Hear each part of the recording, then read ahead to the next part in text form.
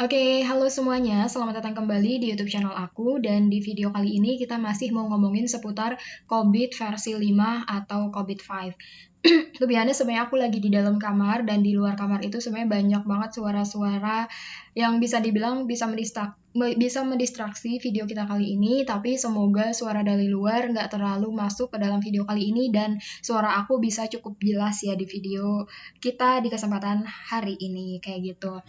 Dan seperti biasa, aku mau bahas COVID dari sisi teknikal, dari sisi praktis bisa dibilang seperti itu. Dan di video sebelumnya kan aku sempat ngebahas sedikit tentang gimana sih caranya membuat kuesioner dan gimana sih caranya menghitung maturity level ya ketika kita melakukan audit. Dan di video kali ini kita bakalan belajar bareng-bareng tentang gimana sih caranya membuat self assessment yang nantinya bakalan kepake pas kita ngelakuin pemeriksaan lapangan atau field work kayak gitu. Nah, sebenarnya cara membuat self assessment ini kurang lebih sama teman-teman kayak bikin kuesioner. Cuman bedanya kalau kuesioner kan diperuntukkan untuk responden ya, istilahnya untuk orang lain, dan sebisa mungkin kita harus bisa menyederhanakan bahasa-bahasa yang ada di dalam COVID agar bisa dipahami oleh orang lain yang membacanya gitu, oleh orang-orang yang mengisi kuesioner tersebut gitu. Dan kalau self assessment ini enaknya kita tuh istilahnya tinggal copy paste aja dari COVID kayak gitu, karena yang make kita sendiri, yang make auditor ketika melakukan pemeriksaan lapangan. Nah, teman-teman, sedikit aja sebenarnya untuk self assessment ini dia pakainya capability model. Dan apa sih bedanya sebenarnya capability model dan juga maturity level kayak gitu di dalam COVID? Sebenarnya dua-duanya mempresentasikan bagaimana sih kondisi atau tingkat kedewasaan sebuah implementasi tata kelola SITI di dalam suatu instansi. Nah, cuman kalau untuk maturity dia lebih fokus kepada produk, lebih fokus kepada hasil kayak gitu. Sedangkan untuk capability dia itu lebih fokus kepada proses. Jadi beda ya antara maturity dan capability. Bedanya dari situ. Dan untuk notasi, kalau untuk maturity dia 0 sampai dengan 5. Sedangkan untuk capability itu dari 0% sampai dengan 100%. Dari notasi beda, kemudian tadi dari definisinya beda, dan kapan sih pakai maturity dan capability? Sebenarnya untuk maturity level itu dia bakalan lebih cocok kalau kita pakai frameworknya itu COVID 4.1, sedangkan capability model itu bakalan lebih cocok kalau kita pakai framework COVID 5 ketika kita melakukan audit, kayak gitu. Nah, mungkin untuk lebih jelasnya teman-teman bisa baca perbedaan antara capability dan juga maturity di sumber-sumber yang sumber-sumber yang relevan kayak gitu, misal kayak ITGI, atau mungkin bisa baca langsung juga di COVID. Nah, oke teman-teman, jadi langsung aja kita masuk ke dalam bahasan inti, gimana sih caranya membuat self-assessment template ini untuk kegiatan pemeriksaan lapangan. Nah, oke, sedikit aja. Jadi capability model itu kan ada 4 ya, ada 4 cakupan, 4 notasi yang mempresentasikan bagaimana sih kondisi tata kelola TI di lapangan kayak gitu. Ada N, P, dan juga F.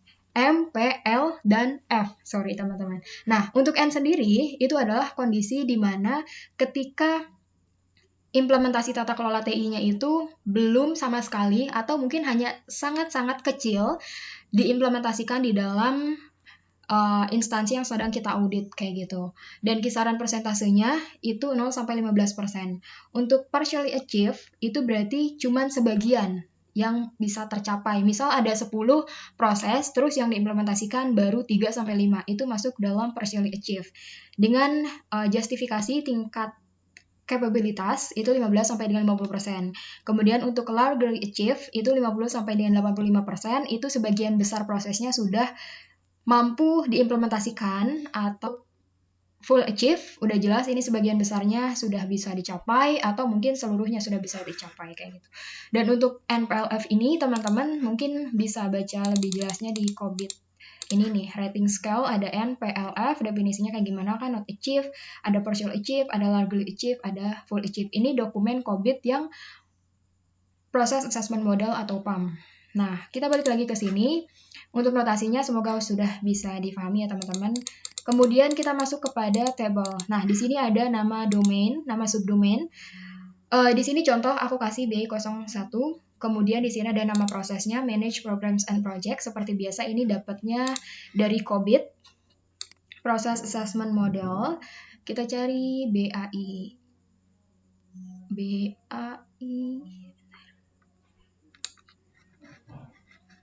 Nah, ini ada BAI 1.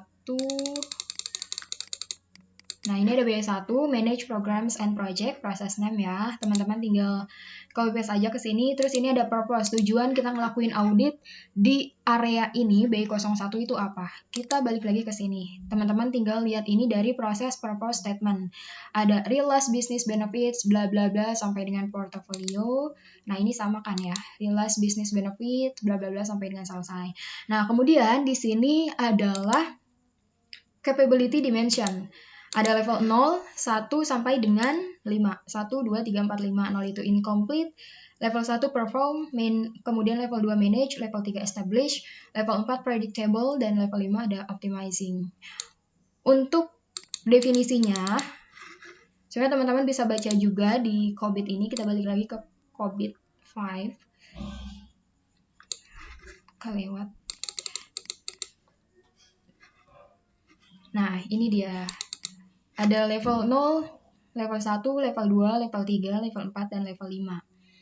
Kayak gitu, teman-teman bisa baca di sini, incomplete itu prosesnya kayak gimana, level 1 perform itu kayak gimana sih kondisinya, level 2 manage proses itu kayak gimana, kemudian level 3 establish, kemudian predictable dan optimizing, itu kayak gimana, teman-teman tinggal copy paste aja di sini. Copy paste aja di sini kayak gitu.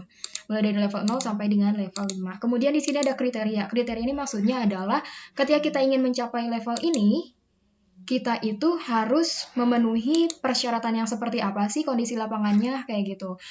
Kondisi tata kelolanya harus bagaimana. Misal di sini ada level 0 itu, kalau di level ini itu dikit banget evidence, atau mungkin mereka itu nggak ada sama sekali evidence kayak gitu ketika melakukan yang namanya pemeriksaan lapangan.